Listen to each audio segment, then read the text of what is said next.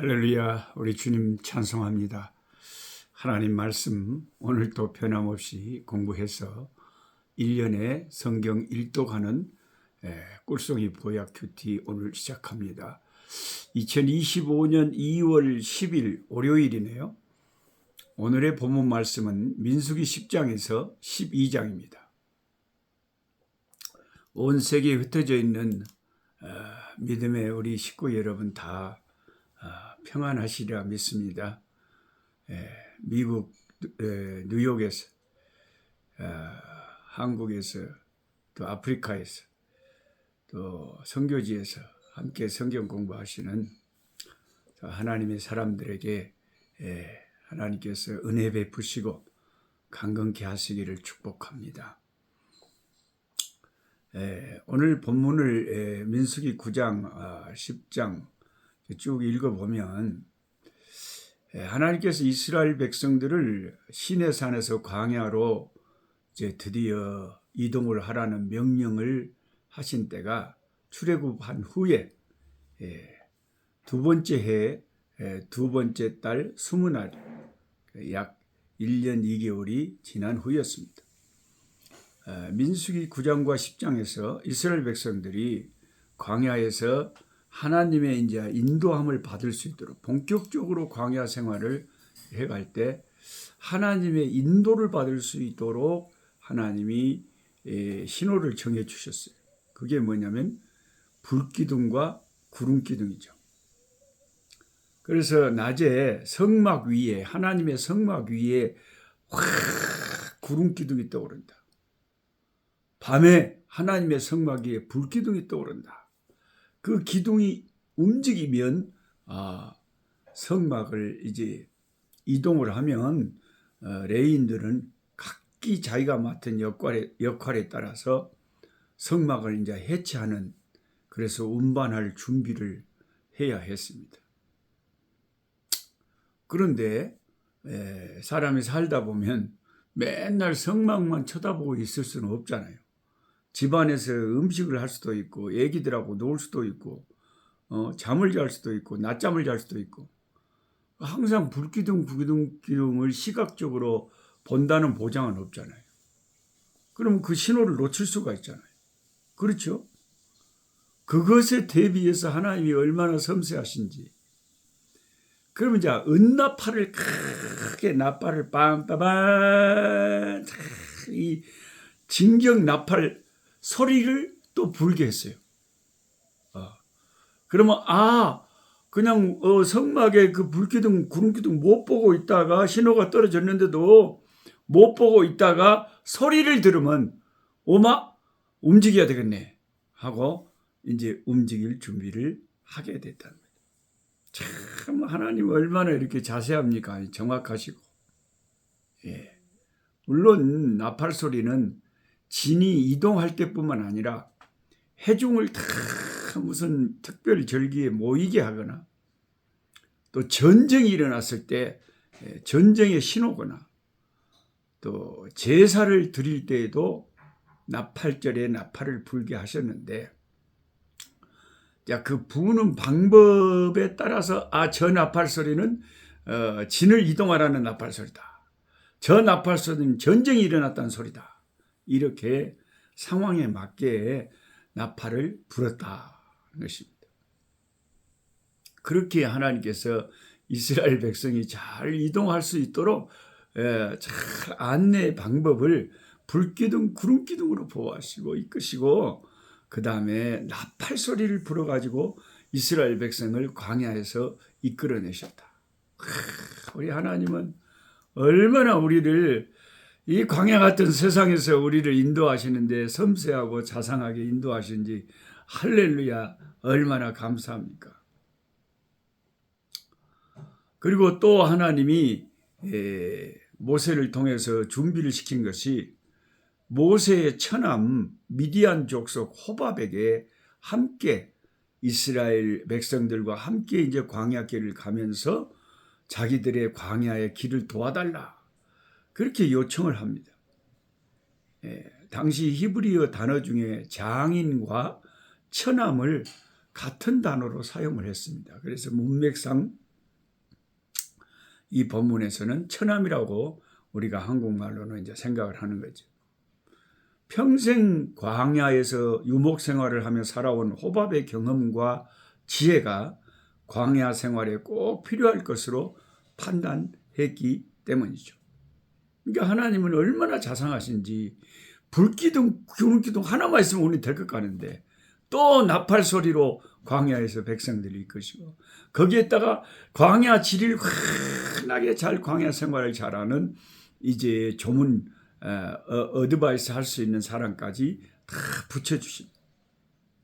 우리가 이 세상을 살아갈 때 하나님이 지혜자도 좋은 친구도 붙여주시고 하나님의 성령께서 우리 마음을 감동 감화시켜서 이끌어주시고 하나님의 은혜에 날개 아래 우리를 보호하시고 우리 인생길을 돌보시는 하나님을 우리가 이 민수기서를 읽으면서 실감할 수가 있습니다. 아멘. 근데 모세의 처남 호밥은 처음에는 모세의 요청에 거절하는 모습을 보였지만 결국 이스라엘 백성을 따라 나섰습니다. 무엇이 그 마음을 움직였을까요? 민수기 10장 32절을 한번 보겠습니다. 우리와 동행하면 여호와께서 우리에게 복을 내리시는 대로 우리도 당신에게 행하리이다. 우리와 함께 가면 하나님이 우리에게 복을 주실 건데 그 복을 우리가 우리만 받고 당신은 몰라라 하지 않고 당신에도 복을 나눠줄 테니까 갑시다 하고 처남에게 요청을 했다. 호밥의 마음을 움직인 것은 바로 여호와 하나님의 축복이었습니다. 호밥은 이미 모세와 함께 있는 시간 동안 여호와 하나님의 능력을 충분히 경험했습니다. 그렇기 때문에 하나님이 주시는 복이 얼마나 위대하고 놀라운 복인지를 알고 있었습니다. 그런데 안타까운 것은 이방인 미디안 족속인 호밥은 하나님의 복이 이렇게 얼마나 놀라운 것인지를 알고 이스라엘 백성과 함께 했는데 정작 이스라엘 백성 가운데 많은 사람들은 자기들이 하나님이 얼마나 놀라우신 하나님인가를 잘 인지하지 못했다는 것. 그래서 민수기 11장에는 이스라엘 백성들의 완악함이 어떻게 하나님의 경로를 유발하였는지를 기록합니다. 먼저 다베라에서 하나님을 원망하다가 불이 진중에 붙어서 진영의 끝이 불이 나서 진영 끝을 살라버려. 그래가지고 이제 불로 큰 고생을 했는데 원망하다가 불이 난 거예요. 조금 지나서는 고기가 먹고 싶다고 애굽을 그리워하고 하나님을 원망하다가 하나님께서 고기 먹고 싶으면 고기 죽게 하고 이제 메추라기 쇠고기를 먹여서 그들의 입에 넣어주기는 했지만은 그 고기를 다 삼키기도 전에 그들의 목숨이 사라지고 말았습니다. 민수기 11장 1절입니다. 여호와께서 들으시기에 백성이 악한 말로 원망하며 여호와께서 들으시고 진노하사 여호와의 불을 그들 중에 붙여서 진영 끝을 사르게 하시네. 그러니까 그 불로 심판하신 이유는 다베라에서 백성이 악한 말로 원망을 했기 때문에 정당하게 원망할 일이 있어서 원망한 것도 하나님 싫어하시는데 악한 말로 믿음 없이 하나님을 원망하는 것. 결코 하나님의 축복을 가져올 수 없고 하나님의 진노를 가져올 수밖에 없다. 그 다음에 백성들이 자꾸 또 이제 고기 먹고 싶다고 계속 원망하다가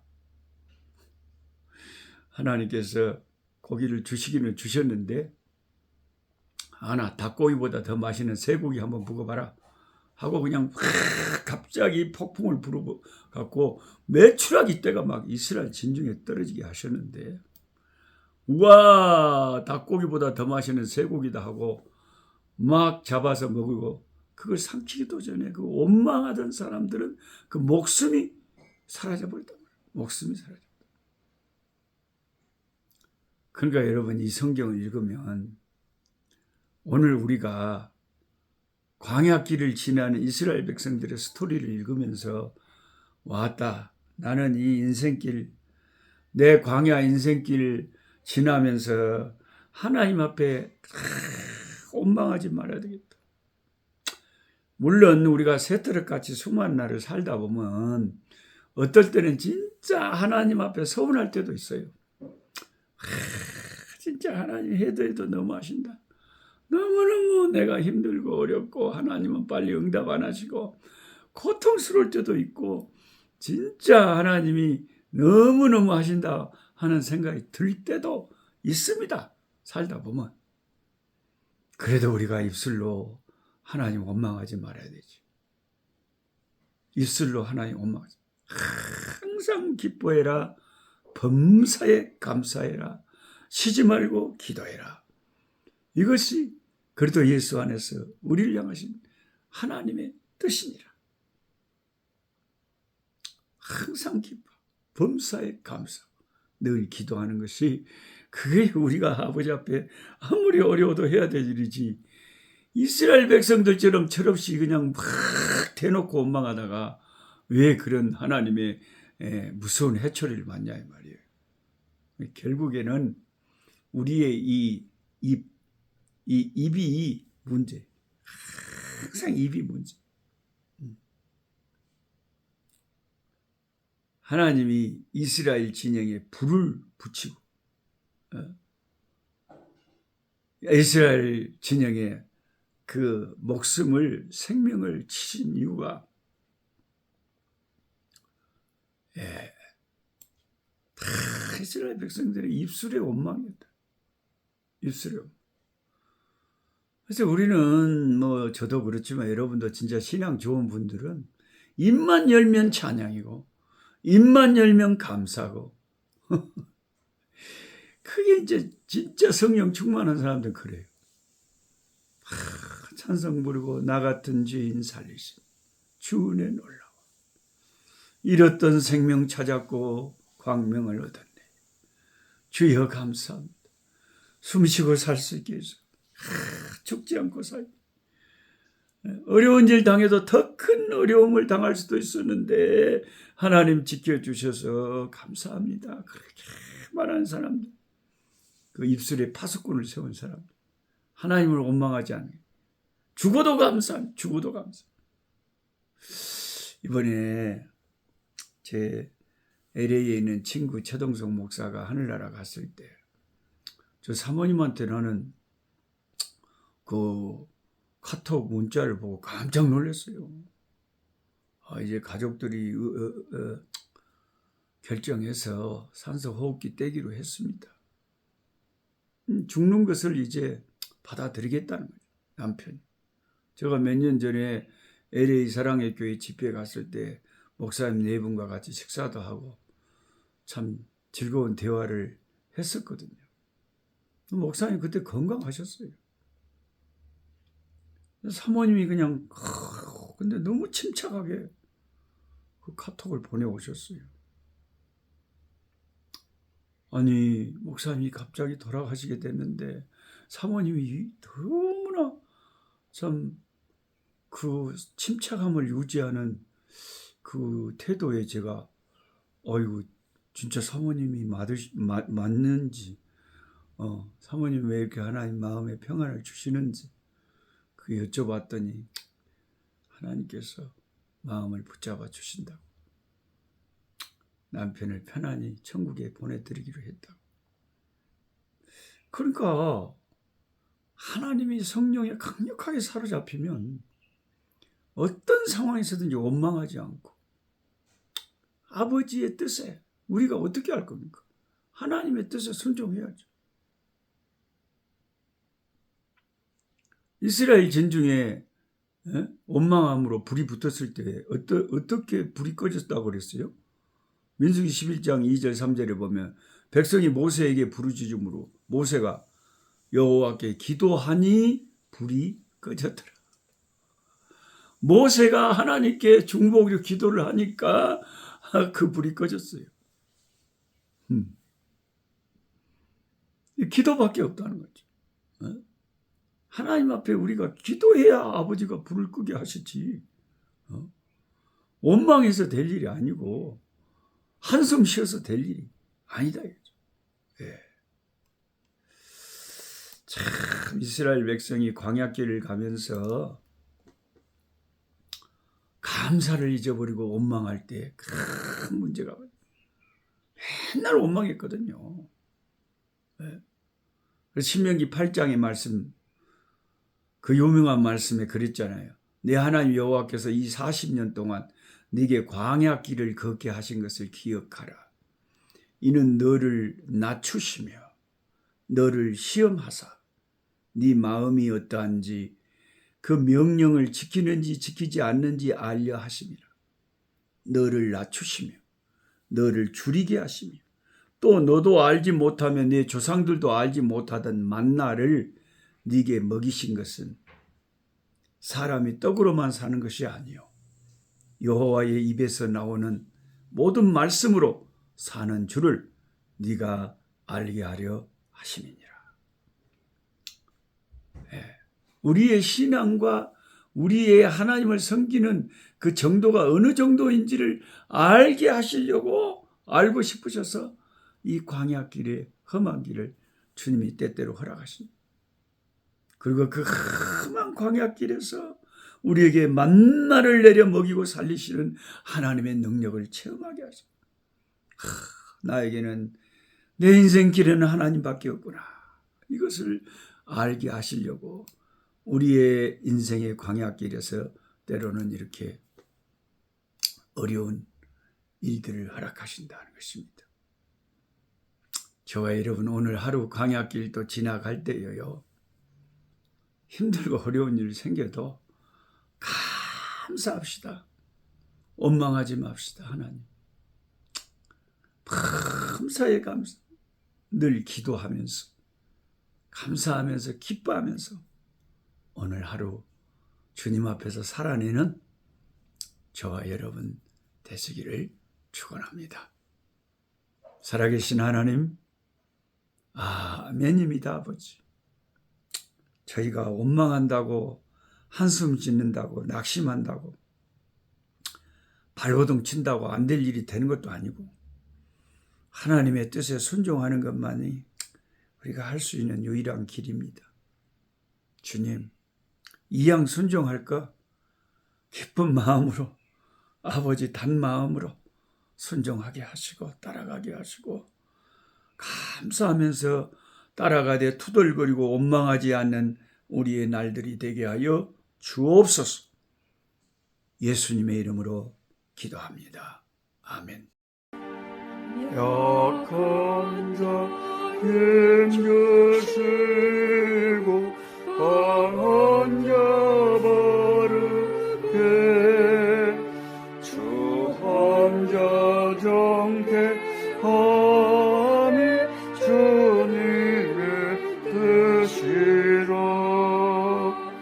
해 아래 압박 있는 곳 주 거기 계셔서